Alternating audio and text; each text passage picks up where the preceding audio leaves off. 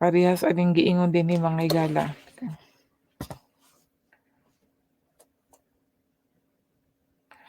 Sa verse 23, okay? Kay nadawat ko gikan sa Ginoo ang pagtulunan sa akong gitudlo kaninyog ang Ginoong Hesus kagabi nga siya gibudhian mikuha sa pan 'no, mao na siya. Unya nagpasalamat siya sa Dios, 24. Nagpasalamat siya sa Dios ug gipikas-pikas niya ang pan ug miingon, "Mao kini ang akong lawas nga alang kaninyo." So ang pan ang iyang lawas nga alang para sa tuan 'no, "Buhata kini aron paghandom kanako." Human sa pagpanihapon gikuha niya ang kopa ug miingon, "Mao kini ang kopa sa bag-ong kasabutan sa akong dugo. Matag inom ninyo niini buhata sa paghandom kanako kay ang matag kaon ninyo niining panog ang pag-inom ninyo gikan niining kopa, gisangyaw ninyo ang iyang kamatayon hangtod sa pagbalik niya." So sa akong nasabtan dinhi, in spiritual yung bang be filled with the Holy Spirit mga higala.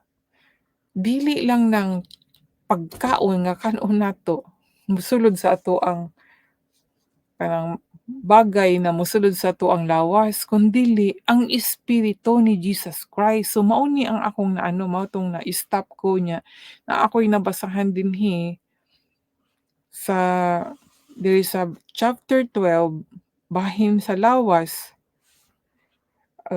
basahon nako gikan sa 1 Corinthians chapter 12 verse 12 hangtod sa saan ba yun? Research ko. Hangtod sa 27. Basahon nako ha mga higala. Kay naa naman ko diri sa chapter 12, so through na ko itong chapter 12 dinhi ko sa 12 hangtod sa 27 ano.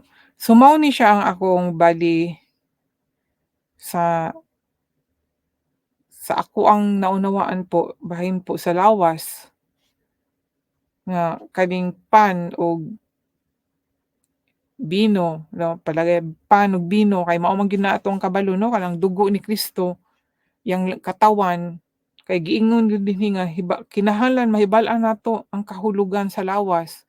So ato jud ning kuanhon kay murag naa ni siya dinhi ba, kay kanang pag-inom ug pagkaon nato sa pan, pag-inom dili na siya ingon nga tuhod ako dili na siya kanang parehas lang gikaon nato ay mabusog ta. Lahi na siya mga higala 'pag mura ra na siya example or ginawang ginawang kasangkapan lang para mag-work.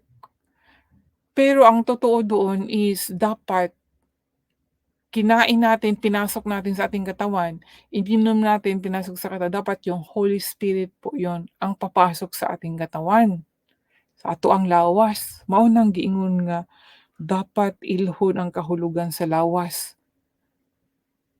'no? Unya kani ingon dinhi sa verse 12, si Kristo sama sa usa ka lawas nga may daghang bahin bisan kun nagkalain-lain ang mga bahin niini usa ra gihapon kini kalawas. So, ang uban kanato mga Hudiyo, ang uban dili, ang uban mga ulipon ug ang uban usab dili. Apan kitang tanan gibunyagan diha sa usa ka lawas pinaagi sa mao gihapong espiritu ug kitang tanan nakig-ambit pag-inom usa ka espiritu. O nakabanggit dinhi mga higala ha, pag-inom usa ka espiritu. So dili gyud na siya ingon nga kanang nangalawat ta ay kanang mao na siya wala na siya kahulugan. Dapat mao ni siya kaon nato sa pan ug sa pag-inom sa bino, ato yung i-ano nga si Jesus Christ naa sa tua atong giinom siya, giinom. Kay kung matod pa dinhi sa 1 Corinthians chapter 12 verse 13, ang uban kanato mga Hudiyo, ang uban dili Hudiyo, ang uban mga ulipon ug ang uban usab dili. Apan kitang tanan binunyagan diha sa usa ka lawas pinaagi sa mao gihapong espiritu ug kitang tanan nakig-ambit pag-inom sa usa ka espiritu. So, lalong jud 'no ang ibig sabihin kaning atong nabasa sa una-una pa lang, mao ni ang ano 'di ba kung atong utrohon ha kaning giingon ni Jesus Christ dinhi sa atong pag-ingon niya nga, "Mao kini ang akong lawas, alang kaninyo buhata kini aron paghandom kanako." 'Di ba mao nang nangalawat ano. Human sa panihapon gikuha niya ang kupa ug miingon, "Mao kini ang kupa sa bag-ong kasabutan sa akong dugo.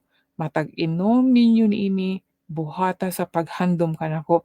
So, dili jud na siya ingon nga kanang cup nga naay wine or tubig o ano, dugo ni Kristo, kundi ang espiritu gyud na niya yung i-filled ba ang atong katawan sa espiritu ni Kristo. Sumala gud dinhi sa 1 Corinthians chapter 12 verse 13 na na ang gingon, "Apan kitang tanan gibunyagan diha sa usa ka lawas 'no, si Kristo, pinaagi sa mao gihapong espiritu ug kitang tanan nakig-ambit pag-inom sa usa ka espiritu." Si Jesus Christ ang lawas at espiritu, siya yon dapat ang atong imnon ang espiritu niya. Be filled mga kaibigan, filled with the Holy Spirit na dapat ang Holy Spirit ay tumatahan sa atin. Ang Espiritu ng Diyos ay nananahan sa atin. Yun po yun mga kaibigan. Hindi po yung material na nahawakan natin, kundi yung hindi po nahahawakan. Yun po yun. So ngayon yun ang dito yung kahulugan na dapat nating alamin tungkol po sa katawan, sa lawas 'no. Karon magpadayon ko dinhi sa verse 14, "Kay ang lawas dili usara ka bahin kundi daghan, mahimong moingon ang tiil tungod kay dili man ako kamot, dili ako bahin sa lawas apan ang pagsulti niini wala maghimo sa tiil nga dili bahin sa lawas. Ug mahimong moingon ang dalunggan kay dili man ako mata, dili ako bahin sa lawas. Apan kini wala maghimo sa dalunggan nga dili bahin sa lawas, kun ang tibuok lawas pulos mata unsaon man pagkadungog niini. Kung kita pulos dalunggan ra, unsaon man niini pagsimhot. Ang Dios nagpahimutang sa nagkalain-laing bahin sa lawas sumala sa iyang pagbuot. Wala untay lawas kun usa lamang niini ka bahin. Apan sumala sa akong nasayran, may daghang bahin ang usa ka lawas. May daghang bahin ang usa ka lawas mga higala. Apan sumala sa akong nasayran, may daghang bahin ang usa ka lawas. Busa dili makaingon ang mata ngadto sa kamot, wala ako magkinahanglan kanimo. Dili usab makaingon ang ulo ngadto sa tiil, wala ako magkinahanglan kanimo. Kinahanglan hinuon nato ang mga bahin nga atong giisip nga huyang. Kadtong mga bahin nga giisip natong dili kaayo mahinungdanon mao hinuon ang atong giatiman pag-ayo.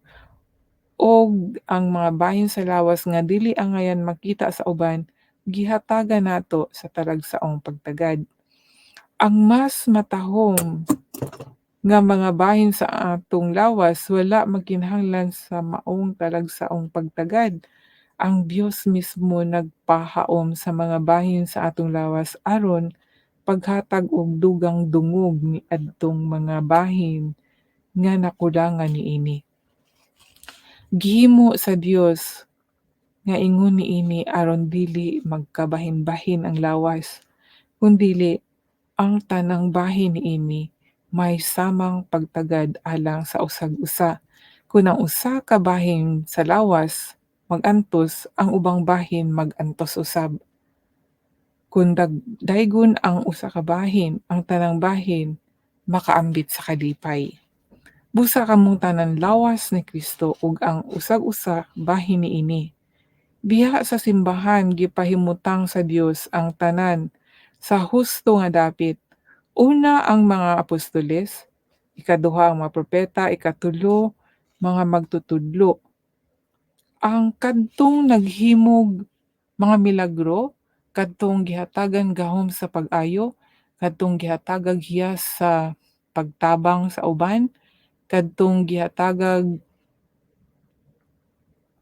hiyas sa pagdumala ug kadtong may katakos sa pagsulti lahi nga pinulungan, dili silang tanan mga apostoles o mga propeta o mga magtutudlo. Dili ang tanan may gahom sa paghimog mga milagro o sa pag-ayo sa mga balatian o sa pagsultig mga lahi nga pinulungan o sa pagpasabot sa kahulugan sa maong mga pinulungan. Busa tinguhaan ninyo ang mga hiyas nga labi pang importante apan ang labing maayo sa tanan mao kining musunod nga paagi. So mao ni siya mga higala no, ang bahin sa lawas, mga gift. Tapos ang gift na ito, dili ni tanan madawat sa isa ka tawo. Kay kung madawat ni tanan sa isa ka tawo, Superman siya mga higala. Parehas atong way back 2012 na akong nadunggan, 12 o 13, nadunggan ako isa ka speaker nga ingon siya nga ang iyang teaching about sa gift of the Holy Spirit. Tapos ang iyang ingon, isa lang akong gipangayo pero tanan gihatag sa kuha. So ako na namati na-amaze gid ko. Ingon ako sa akong sarili, wow, di nakaka-amaze naman siya, makapangyarihan siya. Di naano na kaagad, natanong ko sa isipan ko na makagamot kaya siya? Yun ang ano ko. So naging questionable ako tapos nag-ano ako na kung totoong nasa kanya yung lahat ng gift na na na binigay sa kanya, dapat nagsasalita din siya sa salita na mula sa Bible. Pero hintay ako ng hintay kung saan siya mag-share ba about sa Bible kay akong Bible, dala-dala jud kog Bible kay apil ko 'tong seminar kay abi na kog Bible kay Bible study lagi ko nangita ko kanang kisay magtudlo ba sa Bible kay wa gud koy kabal-an na nagbasa ra ko nga murag hala nung nakasabot ko niya nga ato sukad ato naa ko'y kanang kuan kagutuman ba, hungry kayo ako ang kaluluwa, naghanap ko nga kinsay magtudlo og Bible diya. Na nag-invite ako ang join us, nga akong unang gipangutana, nagha nagha-post pud mo bahin sa Ginoo, nagha-post pud mo sa Facebook bahin sa Ginoo niya. Nagha-post. Ay salamat di ana ko sa akong sarili. At least dili kaulo kay ako makasasala gud ko niya, post-post kog mga about sa Ginoo, mga verse diya. Akong another question na ano mo Bible study, mao nag-uuman. So mao tong nag-attend ko, nag-apil kog seminar. Sus kay nagdadala ko Bible na butang yun ako sa tubangan kaya para ready ko nga mobasa pud ko ba kung habang ginatudlo basa. Human na lang seminar ang akong Bible wa gyud naukab. Di pag-uli lungkot kaayo ang loob na ano ka ng na na ano jud ko ba na murag na-disappoint ko ba.